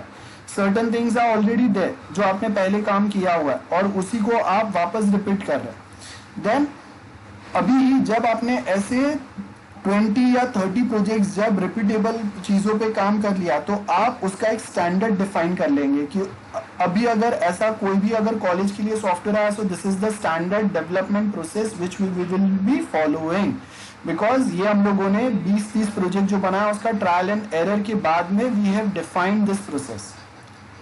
देन उसके बाद में अब देखो ये लेवल के बाद में अभी आपका प्रोसेस हर एक चीज डिफाइंड है, आपके पास काफी एक्सपीरियंस है, तो ये लेवल पे आप जब आते हो ना तो आपका मार्केट में रेप्यूटेशन है आपके कंपनी का। तो यहाँ पे अभी आप कोई अपना प्रोसेस डिफाइन और ये सब नहीं करेंगे, ये आपने ऑलरेडी कर लिया है सालों से। अभी आपका मेन फोकस जो होगा वो क्वालिटी मैनेजमेंट पे होगा कि मार्केट में आपका इमेज जो है वो आपको मेंटेन करना है। तो आप जो भी सॉफ्टवेयर क्लाइंट्स को बना के दे रहे हो वो सॉफ्टवेयर में क्या लेवल का क्वालिटी आना चाहिए, अगर फेलियर्स जो है वो मिनिमम होने चाहिए, और अगर कहीं पे अगर कभी कोई फेलियर आ रहा है या कोई सिक्योरिटी थ्रेट अगर हो रहा है तो आप कितना क्विकली उसको टैकल कर रहे हैं, रिस्पॉन्ड कर रहे हैं या सॉल्व कर रहे हैं, वो फोकस रहेगा। And last is optimizing. Optimizing में क्या बोला, process improvement strategy defined and used. So कहाँ पे आपको अभी उसमें और चेंजेस या बेटरमेंट लाने की जरूरत है, that's what we focus here. I hope this is very clear to everyone. These are the 5 steps. Okay. Anyone, any doubts? 5 steps समझे सबको? याद रखो ये सेम टॉपिक आपका SPM में भी आएगा नेक्स्ट ईयर, सेम टॉपिक आएगा where we study this 5 steps। वहां पे थोड़ा डिटेल में आएगा और, बट यहाँ पे अभी हम लोगों ने क्या बोला, ये हम लोगों की कंपनी है जिसके 5 लेवल्स भी है। इनिशियल स्टार्टअप है, रिपीटेबल है, डिफाइंड, मैनेज्ड, और यहाँ पे तो आप सिर्फ प्रोसेस इंप्रूवमेंट पे ही फोकस करेंगे क्योंकि क्वालिटी ये सब आपने सालों से उस पर फोकस कर लिया, तो वहाँ पे कहीं पे वापस अभी और चेंजेस नहीं होंगे। Now next is process capability assessment. क्या बोला है देखो यहाँ पे, प्रोसेस कैपेबिलिटी असेसमेंट में intend as a means to assess the extent to which an organisation process follows best practice by providing means for assessment it is possible to identify area of weaknesses. Assess करो, assessment का मतलब check करते हैं, जैसे हम लोग आपका exam के पेपर्स चेक करते हैं, है ना, असेस करते हैं, और वो असेसमेंट के बेस के ऊपर एक रिजल्ट जनरेट होता है जहाँ पे हम लोग बताएंगे कि ओके प्रैक्टिकल में आपके इतने मार्क्स थे, इंटरनल में इतने थे, थियरी में इतने थे। सो उसके through you can identify your area of weaknesses कि जहाँ पे आपको इम्प्रूवमेंट की जरूरत है। असेसमेंट मतलब चेक करना हर एक चीज, जैसे प्रोफेसर्स एग्जाम पेपर्स चेक करते हैं, असेस करते हैं। So there have been various process assessment mechanisms as well. So हम लोग क्या प्रोसेस या कौन से टाइप का डेवलपमेंट या प्रोजेक्ट्स पे काम कर रहे हैं उसके हिसाब से हम लोग के यहाँ पे असेसमेंट आएंगे। सो यहाँ पे आप देखो कंटिन्यूअस मैच्योरिटी मॉडल में क्या बोला है, an integrated capability model that include software and system engineering capability. The model has 2 इंस्टेंशिएशंस, staged where the model is expressed in terms of capability levels and continuous where a capability rating is computed। सो यहाँ पे अगर आप देखेंगे continuous maturity model में क्या होगा, एक सबसे पहले तो अपना प्रोसेस एरिया देखो कि आप किस में स्पेशलाइज हो, मोबाइल ऐप बनाने के लिए, वेबसाइट बनाने के लिए, क्लाउड एप्लीकेशन बनाने के लिए, है ना। सो यहाँ पे हम लोग को वही बोला है कि we have different process areas, like total overall अगर हम लोग देखेंगे approx we have 24 process areas. This is just an example which is given. So suppose we have 24 process areas that are relevant for process capability.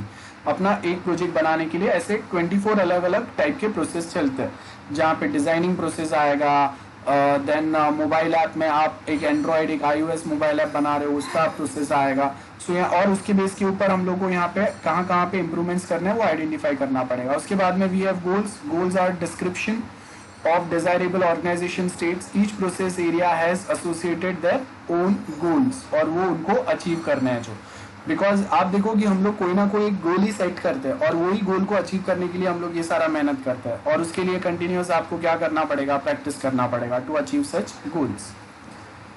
So process management के अंदर क्या आएगा, अब यहाँ पे आपको प्रोसेस एरियाज दिए हुए हैं। So you only supposed to remember these things for MCQ purpose कि process management के अंदर we have this 5 activities and process management के अंदर we have this 5 activities। process and project management दो different है, तो MCQ point of view आपको याद रखना है कि कौन से चीज़ें कौन से process areas कहाँ पे जाएंगे। बाकी ये हम लोगों ने ट्रेनिंग फोकस कहाँ पे होना चाहिए, प्रोसेस परफॉर्मेंस मेजर करो, है ना, इनोवेशन कहाँ पे लेके आएंगे, ये सब हम लोगों ने ऑलरेडी डिस्कस किया। एंड प्रोजेक्ट मैनेजमेंट में हम लोग यहाँ पे कौन से चीज़ों पे फोकस करता है, जहाँ पे हम लोगों का सप्लायर के साथ अग्रीमेंट बनेगा, इंटीग्रेटेड प्रोजेक्ट मैनेजमेंट चलेगा, risk management that is the most important कि जब अगर आप टेक्नोलॉजिकल चेंजेस करते हो तो उसके साथ क्या हिडन रिस्क हो सकते हैं या फ्यूचर में होंगे, वो आपको आइडेंटिफाई करके वो मैनेज करने आना चाहिए। देन सेम वे इंजीनियरिंग अगर हम लोग देखेंगे प्रोसेस एरिया के अंदर इंजीनियरिंग कैपेबिलिटी, तो उसके अंदर क्या स्टेप्स आते हैं, क्या कौन से प्रोसेस एरियाज आते हैं इंजीनियरिंग में और सपोर्ट में कौन से आते हैं, ये आपको एमसीक्यू पॉइंट ऑफ व्यू याद रखना है और कहीं पे तो आएगा नहीं, सिंपल है। So you suppose to memorize this कि process area under continuous CMM continuous maturity model जो है उसमें अगर मैं इंजीनियरिंग कैटेगरी की अगर हम लोग बात करें तो उसके अंदर क्या आएगा, let's suppose I can give you one example कि organization training comes under which category, या फिर प्रोसेस मैनेजमेंट के अंदर प्रोजेक्ट प्लानिंग आएगा क्या। So you suppose to remember कि नहीं, प्रोजेक्ट प्लानिंग जो है it comes under project management not in process management. तो ये वे में आपको कैटेगराइजेशन आना चाहिए। ओके, सेम यहाँ पे आपको गोल्स दिए हुए हैं, सिंपल है, you can read it out this, very simple, nothing much to discuss here. So ये जो एग्जाम्पल गोल्स दिए हुए हैं कि आप कहाँ पे क्या करेक्टिव एक्शन लेंगे, सिंपल है, सेल्फ एक्सप्लेनेटरी टाइप के है, अगर आपको नहीं समझेगा you can ask in next lecture. यहाँ पे अभी के लिए जो भी मैंने आपको अभी तक एक्सप्लेन किया है, हम लोग का जो लेक्चर हुआ उसी के बेस के ऊपर ही है, तो इसके लिए मैं अभी आपको एक्सप्लेन नहीं कर रहा हूँ, सेम चीज वापस। सो यहाँ पे असेसमेंट में आपको क्या बोला, 6 points are there to assess your company's maturity model कि कहाँ पे आपको कंपनी को और बेटर बनने की जरूरत है, मार्केट में अपना रेपुटेशन बनाने के लिए, क्लाइंट के साथ में खुद का रेपुटेशन और बेटर बनाने के लिए। तो यहाँ पे आपको क्या बोला है, examine the process used in organisation and assess their maturity. ठीक है, ऑर्गेनाइजेशन मतलब कंपनी की बात कर रहे हैं हम लोग, और कहाँ पे इंप्रूवमेंट होंगे, तो उनके 6 पॉइंट्स आपको दिए, 6 point scale based on 6 point scale. One is क्या चीजें आपने परफॉर्म नहीं की है, क्या चीजें आपने परफॉर्म की है, क्या चीज आप बेटर वे में मैनेज कर पा रहे हो, या कौन सी चीजें आप प्रॉपरली मैनेज नहीं कर पाए। देन क्या प्रोसेस आप फॉलो करने वाले हो या क्या प्रोसेस आप फॉलो कर रहे हो, वो डिफाइन करो, अपने स्टैंडर्ड्स डिफाइन करो, और वो जो आपने स्टैंडर्ड डिफाइन किए है प्रोसेस के लिए, उसके हिसाब से हम लोग यहाँ पे क्या बोल रहे हैं, क्वांटिटेटिवली मैनेज्ड दिस, मतलब कितना टाइम लग रहा है वो सब हम लोग यहाँ पे बताएंगे, है ना, और कहाँ पे और ऑप्टिमाइज या और बेटर बनाने की जरूरत है वो देखते हैं हम लोग, बहुत सिंपल है। देन स्टेज CMM मॉडल क्या बोला है, comparable with software continuous maturity model, each maturity level has a process area and a goal. For example the process area associated with the manage level, like requirement आएंगे, project planning आएगा। आप देखो ये SDLC के points आपके चल रहे हैं, we have a requirement phase, then planning phase, then monitoring and control, supplier level के अग्रीमेंट्स चलेंगे। अब ये बहुत जरूरी है कि like we suppose to develop some software and for that we need to have some specific suppliers who can deliver few things at a time, जो चीज हम लोग आउटसोर्स करेंगे, लेट्स सपोज क्लाउड सपोर्ट आपको कोई देने वाला है या मोबाइल ऐप सपोर्ट हम लोग देने जो हम लोगों को देगा, है ना, those are the supplier agreement. Then measurement and analysis and process and product quality assurance जो आएगा। तो अब when we talk about process and product quality assurance, so again यहाँ पे तो सेम पॉइंट्स आपके चलेंगे, नथिंग मच डिफरेंस, जो पहले से हम लोग पढ़ रहे हैं वही सेम पॉइंट्स आएंगे.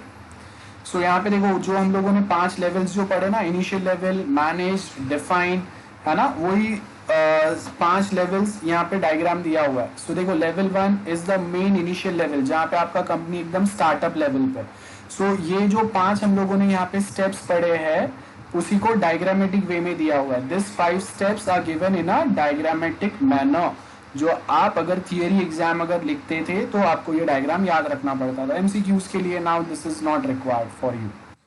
सो इंस्टीट्यूशनल प्रैक्टिस क्या होता है, हर एक इंस्टीट्यूशन के अपने खुद के अलग अलग लेवल्स रहते हैं, पॉलिसीज रहते हैं, गाइडलाइंस रहते हैं, स्टैंडर्ड्स रहते हैं, and based on that they basically follow their own practices. So institutional operating at a managed level should have a institutionalized practice that are geared to standardize, like कहाँ पे हम लोग क्या पॉलिसीज, मेंटेनेंस में कहाँ पे चेंजेस ला सकते हैं जिससे आपका परफॉर्मेंस इम्प्रूव हो सके प्रोजेक्ट का. देन कौन से अलग से एक्स्ट्रा रिसोर्सेज की ज़रूरत है, मतलब बेटर फास्ट लैपटॉप्स की ज़रूरत है आपको, या फिर मैं आपको कोई नए सॉफ्टवेयर टूल्स आपको प्रोवाइड करूँ जिससे आप और अच्छे वे में काम कर सके, टेस्टिंग कर सके, डेवलपमेंट कर सके, है ना, ये सब आएंगे. Then monitoring and control, project planning, ये तो सिंपल है. एंड लास्ट में रिव्यूज चलेंगे साथ में. सो कंटिन्यूअस मैच्योरिटी मॉडल में क्या बोला है, this is the fine grain model जहाँ पे इंडिविजुअल या ग्रुप जो है वो साथ में कर सकते हैं. जैसे आपको चाहिए आप भी इंडिविजुअल बेसिस पे सेम प्रोसेस मॉडल जो है वो फॉलो कर सकते हैं. अपना खुद के एक छोटा सा स्टार्टअप आप फॉलो कर रहे हैं या फिर आप फ्रीलांसिंग वे में वर्क कर रहे हैं. So maturity assessment is not a single value but is a set of value. मतलब आप अभी स्टार्टअप लेवल पे हो, स्टार्टअप से आपका कंपनी जब अगर 5 साल पुराना होगा तो आपके जो कस्टमर्स रहेंगे उनके लिए आपके पास अलग से customer management, customer relationship manage करने के लिए आपने अलग से एक टीम रखा रहेगा, मार्केटिंग के लिए अलग से टीम रखा रहेगा, आपका फाइनेंस टीम अलग रहेगा, बराबर है, आपका एक टेक्निकल टीम अलग रहेगा, एक बैकएंड टीम अलग रहेगा. तो ये क्या हो गया, आपका कंपनी जो है वो बड़ा बनते जा रहा है, नंबर ऑफ एम्प्लॉयज बड़े बनते जा रहे हैं, डिपार्टमेंट्स अलग अलग आते जा रहे हैं, जिससे आप स्टार्टअप के टाइम पे जो लेवल पे अपने कस्टमर्स को आप सर्विस दे रहे थे उससे आप अभी और बेटर बनने की ट्राई करेंगे. तो वही 5 लेवल्स की बात हो रही है. देखो each process area from levels 1 to 5. सो यहाँ पे आपको वही दिया हुआ है कि हम लोग अभी क्या करेंगे. प्रीवियसली ये जो पॉइंट्स हम लोगों ने देखे यहाँ पे as you can see we have this steps given here. अब यहाँ पे हम लोग बताएंगे कि हम लोग के पास जो प्रोजेक्ट मॉनिटरिंग है सो उसको हम लोग स्केल देते हैं. जैसे आप मूवी को रेटिंग देते हो ना 1 to 5 लेवल, तो यहाँ पे हम लोग भी रेटिंग देंगे कि आपका जो कंपनी या ऑर्गेनाइजेशन है उसमें we have this risk management. So risk management is at level 1, that is at initial level. मतलब आपको रिस्क मैनेजमेंट में और मैच्योरिटी लाने की जरूरत है. Then configuration management, that's at excellent level, level 4. मतलब इसको आप 4 स्टार दे रहे हो. For this we are allocating 4 stars. Simple है. इसको आपने सिर्फ 1 स्टार ही दिया हुआ है, मतलब यहाँ पे इंप्रूवमेंट की जरूरत है. सप्लायर एग्रीमेंट जो है ये भी आपका एक बहुत इनिशियल लेवल पे, इसको और मेच्योर बनाने की जरूरत है, only 1 star. Project monitoring and control 3 star is given here. Then requirement management only 2 star are given. Then verification 3 star and validation 2 star. So validation में we are talking about testing. So आप testing proper follow नहीं कर रहे, आपको company को testing processes को और standardise करने की जरूरत है. Verification, designing and everything is going fine. So उसका 3 स्टार मिला है बट आप उसको और स्टैंडर्डाइज करके लेवल 4 या 5 तक लेके जा सकते हैं, इसको आप और इम्प्रूव कर सकते हैं. So this is how we basically categorise all our work और उसको हम लोग ये वे में रेटिंग प्रोवाइड करते हैं, जिसके बेस के ऊपर we can easily identify process capability, कहाँ पे कौन से प्रोसेस का कितना कैपेबिलिटी है, कहाँ पे कितना इम्प्रूवमेंट्स लाने की जरूरत है. That's it. So with this we are done with first chapter of unit 5. Okay, now tell me anyone any doubts. अभी तक जो भी मैंने डिस्कस कराया प्रोसेस इंप्रूवमेंट बहुत सिंपल सा चीजें थे. जल्दी बताओ किसी को कोई भी डाउट है guys? Anyone any doubts? Hello,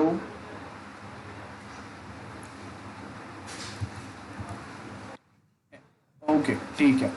so now will continue with second chapter of unit 5. Now याद रखो, the second chapter which we will be going to discuss now, that is also something जो आपने first 4 units में discuss किया ही है, लेकिन कुछ points जो यूनिक है वो हम लोग यहाँ पे अलग से discuss करेंगे. So service oriented software engineering. service oriented मतलब आप देखो कि मैंने आपको बताया था कि आप क्लाइंट के पास से रिक्वायरमेंट लेके अगर सॉफ्टवेयर बना के दे रहे हैं अगर उनको, वो क्या हो गया, सर्विस हो गया ना. We are providing service to our client or a customer. तो वो सर्विस को आप कैसे बेटर बनाएंगे, वो सर्विस में क्या इंप्रूवमेंट की जरूरत है ना, वो सब पॉइंट्स पे फोकस करेंगे. So this are the topics. So सबसे पहले आप देखो कि आज के टाइम पे आप जब कभी अगर कोई भी क्लाइंट को अगर सर्विस प्रोवाइड कर रहे हैं, तो सबसे मेन जो फोकस होता है ना सर्विस प्रोवाइड करने का, वो किस पर रहता है, वेब सर्विसेज.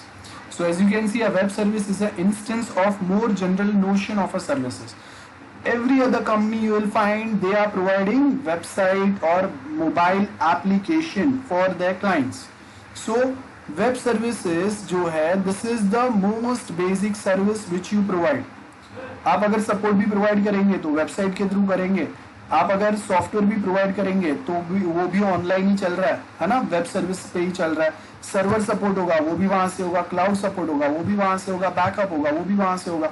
सो यहाँ पे अगर आप देखेंगे, it is an act or a performance offered by one party to another, a services, जिसमें हम लोग वेब सर्विसेज मतलब इंटरनेट सर्विस पे ऑनलाइन क्या क्या चीजें आप प्रोवाइड कर सकते हैं. जैसे we use online banking. So online banking में आपको क्या क्या चीजें मिलते हैं, we got options for investment, we can check our passbook, we can transfer money online, I can save money online, I can open FD, मैं FD break कर सकता हूँ, I can ask for a credit card online, I can pay my credit card bills online, I can go for a shopping online. तो ये सारे आपके अलग अलग वेब सर्विसेज है. सो यहाँ पे वही बोला कि one party provide such services to another party. जैसे आप देखो कि if I purchase one postpaid connection, ध्यान से सुनो मैं जो बोल रहा हूँ, if I purchase one postpaid connection of Jio, तो मैंने यहाँ पे एक जियो का पोस्टपेड कनेक्शन मैंने परचेज किया जो मुझे 75 GB डेटा सपोज प्रोवाइड करता है. नाउ ये डेटा तो मुझे प्रोवाइड कर दिया, लेकिन इसके साथ में which services they are going to offer to me, जहां पे मैं ये 75 GB डेटा यूटिलाइज करूं. 75 GB आपने दे तो दिया, मैंने ले भी लिया, but where I can utilize this 75 GB, that is the most important aspect. So I can say Amazon Jio जो है वो मुझे अमेजॉन प्राइम सर्विस प्रोवाइड कर रहा है, where I can watch movies, I can go for shopping, everything. So अब मैं मेरा 75 में से थोड़ा सा डेटा जो है वो यहाँ मूवी देखने में टाइम पास में खत्म होगा. दूसरा नेटफ्लिक्स आपको मिल रहा है, सो यहाँ पे मेरा डेटा जाएगा. देन जियो के अपना लाइव टीवी मिल रहा है, यहाँ पे मेरा डेटा जा सकता है. हॉटस्टार कनेक्शन मिल रहा है, I can watch TV football और क्रिकेट मैचेस, यहाँ पे मेरा डेटा जाएगा. So this are the services which is provided. So यहाँ पे अगर आप देखेंगे, this is what we are talking about here. So यहाँ पे आपको क्या करना है, you might providing a physical product और अ सॉफ्टवेयर प्रोडक्ट जहाँ पे आपको परफॉर्मेंस इंप्रूव करने की जरूरत है. अब जब अगर हम लोग वेब सर्विसेज की बात कर रहे हैं, तो जियो एक सर्विस प्रोवाइड कर रहा है, बट उसके साथ में Jio is collaborating with other parties to provide a better service to their clients. आज के टाइम पे जो भी वेब सर्विसेज प्रोवाइड करता है, इंडिविजुअली वो कोई भी चीजें इंडिविजुअली दूसरों को प्रोवाइड नहीं कर सकते, उनको बाकी सबकी हेल्प की जरूरत पड़ेगी. सो वही यहाँ पे बता रहे. The essence of service therefore is that the provision of the service is independent of the application using the service. मतलब Amazon Prime मुझे जियो के पास से मिला है, but if I have a Wi-Fi connection at my home, so I can use Amazon Prime from that wifi connection is well. It is not compulsory कि अगर मेरे पास जियो का डेटा है then only that Amazon will work. No, it's not going to be like that. So services जो हम लोग provide कर रहे हैं they are independent. Cloud support में प्रोवाइड कर रहा हूँ, it is independent. Getting? So it is not always linked with my application only. मैं इंडिविजुअली भी वहां पे जाके काम कर सकता हूँ, यूज कर सकता हूँ. तो service provider can develop specialised services and offer this to a range of service user from different organisation for different purposes. Reusable services as name suggest. हम लोग जब कभी अगर वेब सर्विसेज की बात कर रहे हैं तो यहाँ पे हम लोग बहुत सारी चीजें अगर आप देखेंगे, we take the help of a huge platform, a library which coming with a huge library. तो उसका मतलब क्या रहेगा, एक बार आपने लाइब्रेरी में जो भी कोड करके रखा है इसको हम लोग रीयूज करेंगे. रिमेंबर रैपिड एप्लीकेशन डेवलपमेंट वाला जो SDLC हम लोगों ने यूनिट 2 में या 1 में पढ़ा था, I don't remember exactly unit number, but वो सेम पॉइंट यहाँ पे होगा. सो सर्विसेज जो हम लोग प्रोवाइड कर रहे हैं they are coming with the reusable component that are independent and are loosely coupled. आपको TY का कोई प्रोजेक्ट बनाना है, you can take the help of previous आपके सीनियर्स के जो प्रोजेक्ट्स है और उसमें से बहुत सारे कोड या चीजें जो है आप वो रीयूज कर सकते हैं. So web service is loosely coupled reusable software component that are encapsulated with a discrete functionalities. Now services are a platform and they also comes with some or the other implementation language independent. Getting? I hope this is clear. Now benefits क्या आपके service oriented approach के? Service can be offered by any service provider inside or outside of an organization. So organization can create applications by integrating services from a range of providers. जो best way में provide कर रहा है आप उनके पास जाएंगे. जैसे आप देखो कि अगर मुझे वर्डप्रेस का वेबसाइट अगर बनाना है, I can go for official WordPress site, I can go for GoDaddy. जो भी मुझे बेस्ट वे में एक्स्ट्रा सपोर्ट्स या सिक्योरिटीज प्रोवाइड कर रहे हैं वहां पे मैं जाऊंगा. The service provider makes information about a service public so that any authorise user can use this service as and when they required. मैंने जियो का पोस्टपेड कनेक्शन लिया है, they provide n number of services. Now those services are already listed on their official mobile app. I can go and find it out which services they provide. They provide cloud support as well, cloud service as well. They provide live TV support, Netflix, Amazon Prime. उसमें से अभी जो मुझे ज़रूरत है वो मैं use करूँगा. Other I can just leave it out as it is. Now application can delay binding of the service until they are deployed और until execution. So अब बहुत बार क्या होता है, बहुत सारे सर्विसेज आपको बताए जाते हैं लेकिन some services are still not ready from their end. तो वो जब रेडी होंगे तभी तो वो प्रॉपरली प्रोवाइड होंगे, तब तक प्रोवाइड नहीं होंगे, है ना. सेम है. Then sometimes we also talk about opportunistic construction. Best example insta के ऊपर जो रील्स वाला जो कंसेप्ट आया after TikTok ban, the most popular one. आप देखो कि टिकटॉक वाले जो भी लोग थे वो सब अभी रील्स यूज कर रहे हैं, है ना. बाकी के आपके बहुत सारे एप्लीकेशंस आए थे but this one is the most popular one. जहाँ पे आप देखो कि जैसे ही फेसबुक को अगर पता चला कि टिकटॉक बैंड होने वाला, उन्होंने एक सेम सिमिलर टाइप का सर्विस अपने प्लेटफॉर्म पे चालू कर दिया जहाँ पे उनके ऑलरेडी इतने सारे यूजर्स हैं.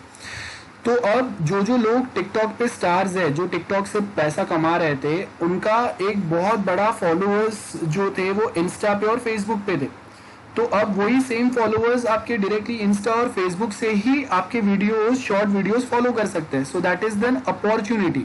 तो ये आपको समझ में आना चाहिए कि कभी क्या अपॉर्चुनिटी आपके पास है जिसको आप बेस्ट वे में यूटिलाइज कर सकते हैं. Service user can pay for service according to their use. जैसे अभी अगर मुझे ज़्यादा डेटा की ज़रूरत नहीं है तो मैं प्रीपेड कनेक्शन लूंगा और जितना डेटा मैं यूज़ कर रहा हूँ उतने के लिए मैं पे करूंगा. गेटिंग? सेम वे आप देखो कि अगर मैं गूगल ड्राइव सर्विस अगर यूज़ कर रहा हूँ या फिर Google meet service which we are using, so as and when required मैं उसके पेड सर्विसेज ले सकता हूँ. नहीं चाहिए तो मैं नहीं लूंगा, सिंपल है. The application can be made smaller which is particular important for mobile device with limited processing and memory capability. ये सारे आपके पॉइंट्स है. Service scenario. सर्विस सिनारियो में क्या बोला, we have a car, in car information system है, मतलब GPS system है, ट्रैफिक सिस्टम है, लोकेटर आएगा. तो ये अभी जो ऑटोमोबाइल कंपनी है वो खुद से नहीं बना रहा. लाइक अगर टोयोटा का कोई एक कार है या एक सुजुकी का कोई कार है, मारुति का कोई कार है, तो उसके अंदर जो सर्विसेज वो प्रोवाइड कर रहे हैं वो उनके सारे खुद के नहीं है. They provide such customized service. So यहाँ पे आपको क्या बोला है, इन car information service provider drivers with the information on whether, road traffic, local information, and this is linked with the car audio system. which is integrated separately from some different service provider which are specialized of developing embedded systems. So यहाँ पे अगर आप देखेंगे, the car is equipped with GPS receiver to discover its position. Based on that position, the system access a range of information. Now information may be delivered in the driver specific languages. और ये same आपको एक छोटा सा उन्होंने example दिया हुआ है. दिस इज द डायग्राम जहाँ पे आपको क्या बोला है, वी हैव दिस जीपीएस. अब देखो we have this mobile info service. अब मोबाइल के थ्रू आपको क्या क्या फैसिलिटी इन्फो मिलेगा, वेदर इन्फो मिलेगा, जीपीएस के कोऑर्डिनेट आपके कैच करने के बाद में. और ये जीपीएस के कोऑर्डिनेट जो आपके कैच होंगे उसके बेस के ऊपर they can provide you road traffic. Then we can also discover other services. Other services में लाइक अगर मुझे कोई ऑनलाइन फूड ऑर्डर करना है वो सर्विस यहाँ से मिल सकता है. मुझे अगर कोई राइड बुक करना है वो सर्विस यहाँ से मिल सकता है मुझे. We might be having a translator like language translator. जैसे अगर मुझे सिर्फ चाइनीज या स्पेनिश या ऐसा कोई लैंग्वेज समझ में आता है, so translator basically receives all the information, है ना, and it will translate the same those radio signals into one regional language. And same way यहाँ पे आपके पास देखो लोकेटर है, we have a position, this discovers the position of the car with the help of a transmitter. This get transferred to mobile और उसके GPS coordinates के base के ऊपर it can provide you some other information. और ये सारी चीजें आप यूजर इंटरफेस या फिर आपको जो सिंपल सा मोबाइल ऐप दिया हुआ है वहां से you can access it. This is the user interface from where we are going. जैसे हम लोग के पास ओला है, from where I can book taxi. So वो आपका यूजर इंटरफेस हो गया जहाँ पे आपको बताता है कि कोई एक अगर आप राइड बुक करेंगे सो ड्राइवर आपके पास कितने टाइम में पहुंच सकता है ना. Those are the basic points which we can provide. Now यहाँ पे आपको सेम उसके एडवांटेज दिए हुए. सो एडवांटेज में क्या बोला है, सर्विस ओरिएंटेड आर्किटेक्चर के. It is not necessary to decide when the system is programmed और deployed what service provider should be used or what specific services should be accessed. Like car moves around, in the car software uses the service discover to find out most appropriate information. लेकिन हमेशा ऐसा नहीं रहेगा कि हर कोई ये same services utilise करेंगे उनके पर्पस के लिए. If they required they can use it, if they don't required they might not be using it. So because of the use of translation it can move across border and therefore make local info available to a people who don't speak the local language. जैसे आप देखो कि Google map है. Now Google map is one of the best example. याद रखो, every country got their own customized map. बहुत सारे countries में अगर आप देखेंगे ना बॉर्डर डिस्प्यूट्स चलते हैं. जैसे आप देखो कि इंडिया पाकिस्तान के बीच में बॉर्डर डिस्प्यूट है. अब अगर कोई पीओके में पाकिस्तान ऑक्यूपाइड कश्मीर में और वो अगर जीपीएस लोकेशन अगर अपने कार में एक्टिवेट करता है तो वहां पे अभी गूगल मैप क्या करेगा, PoK which is claimed bye Pakistan और पाकिस्तान का कोई सिटीजन उनके आईपी एड्रेस से अगर यूज कर रहा है, देन दे विल प्रोवाइड और ट्रांसलेट इंफॉर्मेशन इन उर्दू और in their regional language as per their convenience and as per their governments claim on that specific territory. India में अगर है, मैं अगर लद्दाख में हूँ तो Ladakh, no doubt Ladakh is claimed by China, but still Ladakh में अगर मैं हूँ, इंडियन सिटीजन हूँ, इंडियन आईपी एड्रेस से मैं अगर एक्सेस कर रहा हूँ तो वो टाइम पे जो जो टेरिटरी इंडियन गवर्नमेंट अपना मानता है उसके हिसाब से वो सारे वहाँ पे जीपीएस लोकेशन जो मेरे रहेंगे उसमें वो मैप जो बताएगा उसमें भी वो सारे टेरिटरी इंडिया के मैप के ही बताएगा. So those are the advantages and few changes जो अप्लाई होते हैं, लोकली अप्लाई होते हैं, इंटरनेशनली अप्लाई नहीं होते. So service oriented software engineering, this is the point जहां से हम लोग नेक्स्ट टाइम करेंगे. सो जल्दी बताओ अभी तक जो भी हम लोगों ने डिस्कस किया उसमें कोई भी डाउट है आपको, जल्दी बताओ. Anyone, any doubts guys? Because इसके आगे जो टॉपिक है वो थोड़ा लिंक्ड है. या सो नेक्स्ट टाइम जो है हम लोग ये चैप्टर कंप्लीट करके इसके साथ वाला और एक चैप्टर हाफ कंप्लीट करेंगे and they going to be 2 lectures now जिसमें हम लोगों का यूनिट 5 खत्म हो जाएगा. ठीक है, सो आज के लिए यहाँ तक ही रखते हैं. चलो मिलते हैं नेक्स्ट टाइम. Bye bye.